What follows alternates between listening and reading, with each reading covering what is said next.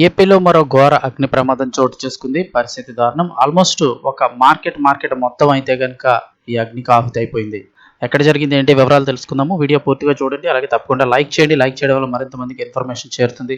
అలాగే ప్రభుత్వం నుంచి వచ్చే ముఖ్యమైన అప్డేట్స్ అన్ని కూడా ఎప్పటికప్పుడు మన ఛానల్ ద్వారా మీకు తెలియచేయడం జరుగుతుంది. ఇంకా వివరాల్లోకి అయితే వెళ్ళిపోదాము. ప్రముఖ పుణ్యక్షేత్రమైనటువంటి ద్రాక్షారామం, ఏపీలోని అంబేద్కర్ కోనసీమ జిల్లాలోని ప్రముఖ పుణ్యక్షేత్రమైన ద్రాక్షారామం సమీపంలో మార్కెట్లో భారీ అగ్ని ప్రమాదం చోటు చేసుకుంది. ఆల్మోస్ట్ మార్కెట్ అంతా కూడా దగ్ధమైపోయింది. 40కి పైగా దుకాణాలు అగ్నికి ఆహుతయ్యాయి. రోజువారీ కూరగాయలు వాణిజ్య మార్కెట్లో అర్ధరాత్రి దాటిన తర్వాత సంభవించిన ఈ భారీ అగ్ని ప్రమాదం తీవ్ర కలకలం రేపింది.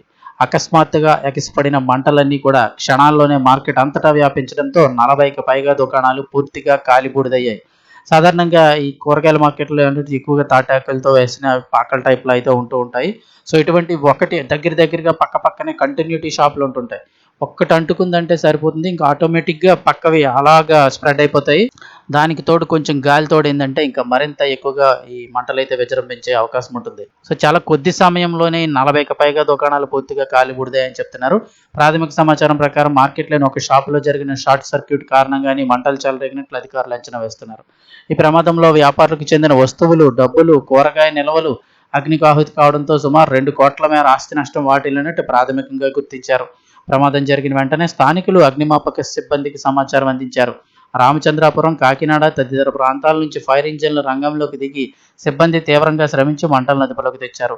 అగ్ని ప్రమాద వార్త తెలుసుకున్నటువంటి రాష్ట్ర కార్మిక, ఉపాధి కల్పనా శాఖ మంత్రి వాసంశెట్టి సుభాష్ తక్షణమే ఘటనా స్థలానికి చేరుకొని పరిస్థితిని సమీక్షించారు. బాధితులను పరామర్శించి వారికి ప్రభుత్వం తరపున పూర్తి అండగా ఉంటామంటూ హామీ ఇచ్చారు.